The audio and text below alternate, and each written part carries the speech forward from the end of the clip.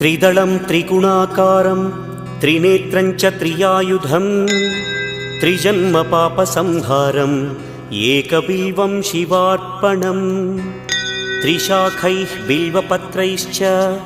अच्छिद्रैः कोमलैः शुभैः तव पूजां करिष्यामि एकबिल्वं शिवार्पणम् कोटिकन्या महादानं तिलपर्वतकोटयः काञ्चनं शैलदानेन एकबिल्वं शिवार्पणम् काशीक्षेत्रनिवासं च कालभैरवदर्शनम् प्रयागे माधवं दृष्ट्वा एकबिल्वं शिवार्पणम् इन्दुवारे व्रतं स्थित्वा निराहारो महेश्वर नक्तं हौष्यामि देवेश एकबिल्वं शिवा।